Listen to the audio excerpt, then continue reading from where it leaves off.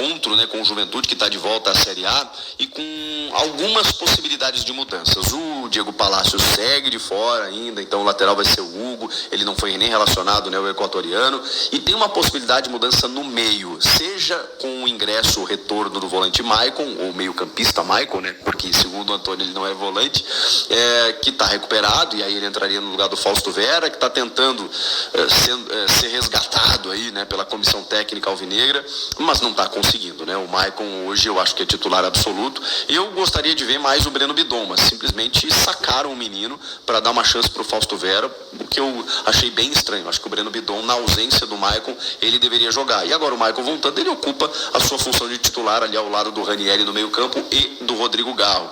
Normalmente ele tem feito o time com o Wesley, o Yuri e o Romero, mas pode ter o ingresso do Coronado. O Coronado ainda não jogou entre os titulares, muita gente está pedindo e cobrando que ele jogue ao lado do Rodrigo Garro, e aí com isso ele faria de repente a função do Wesley, aberto pelo lado esquerdo.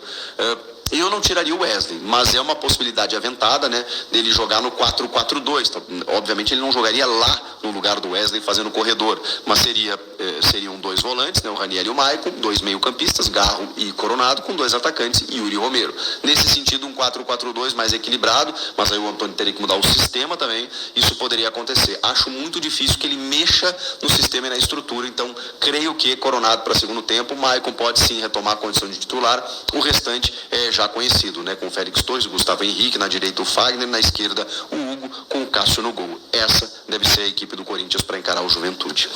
Cara, o Ranieri, ele tem, mostrado muita qualidade e números impressionantes, né? Os números traduzem o que a gente está vendo em campo, né?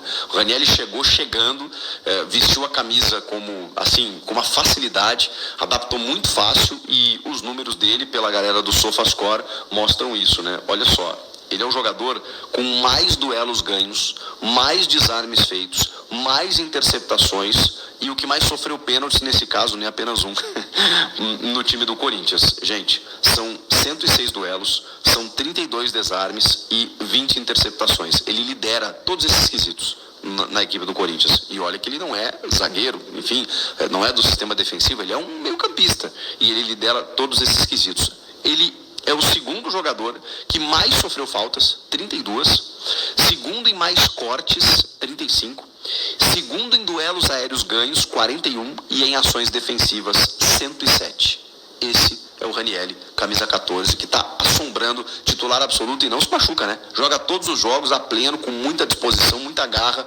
Esse entendeu o que é vestir a camisa do Corinthians. E falando do Juventude, que é o adversário, que muita gente não consegue acompanhar, eu acompanhei bem por acompanhar o Campeonato Gaúcho. O Juventude disputou 2 semifinais contra o Inter, depois 2 finais contra o Grêmio. É treinado pelo Roger Machado, que foi especulado no ano passado, pouca gente sabe disso, mas foi, é informação, eu tenho ela.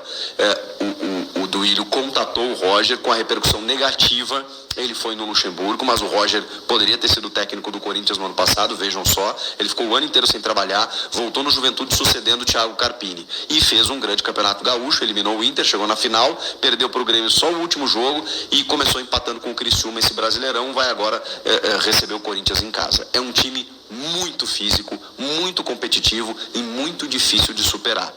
O Grêmio conseguiu no segundo tempo, no primeiro tempo ele consegue uma virada no finalzinho do primeiro tempo ali, sai perdendo, vira o jogo no primeiro tempo, faz um terceiro no segundo para ser o campeão gaúcho, mas foi difícil porque o Roger monta muito bem suas equipes e ele tem alguns jogadores, cara, que são muito difíceis de ultrapassar. Tem alguns desfalques, o Edson Carioca, que é um cara que foi muito bem atacando ali pelo lado esquerdo, muita força física, recompõe, marca e ataca, uma loucura esse cara.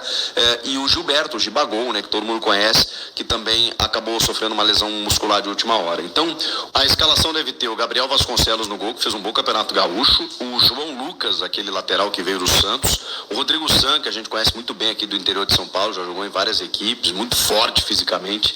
O Zé Marcos também na defesa fez um gol na final contra o Inter, na semifinal na verdade, né? O Grêmio estava tentando contratá-lo. E o Gabriel Inocêncio, lateral esquerdo, aquele ex-Água Santa. No meio campo, o Jadson corre uma barbaridade. Kaique Gonçalves, meu Deus do céu, o que esse maluco correu nos jogos contra o Inter e contra o Grêmio. Marca um pitbull assim, corre o campo inteiro, uma loucura. Aí Lucas Barbosa e Nenê. O Lucas Barbosa é ex-Santos, né? O Nenê a gente conhece, enfim, tá na provável escalação para o time titular, o jogo em casa, o Roger tá com alguns desfalques. Na frente o Jean Carlos, que é um meia atacante, né? Também motorzinho, distribui o jogo e tudo mais, e o Eric Farias, que é bem rápido, ou seja, um time sem centroavante diante das ausências que tem o Roger Machado. Essa deve ser a provável escalação. Temperatura baixa, um time que corre, que marca, que vai em busca da sua primeira vitória, né? Empatou com o Criciúma na estreia. Da mesma forma o Corinthians, que também empatou com o Atlético em casa e agora vai em busca de vencer esse jogo do Juventude. Eles não vão disputar a mesma coisa. O Juventude vai primeiramente disputar a permanência na Série A e o Corinthians, eu imagino que, enfim, se crescer durante a competição, pode brigar por uma vaga na Libertadores. Então, a gente está falando de prateleiras diferentes, mas nesses jogos tem que se impor. Tem que buscar pontos, tem que buscar uma vitória, tem que fazer o diferente, tentar surpreender. O Corinthians tem uma boa equipe e pode muito bem sair com um resultado positivo, mas vai ter que jogar mais, evidentemente, do que jogou contra a equipe do Galo. O que vocês acham? Comentem aqui. Inscreva-se no canal, estou aguardando a sua inscrição. Muito obrigado para todo mundo que está se inscrevendo. E eu volto na próxima e depois do jogo tem live aqui no canal. Até a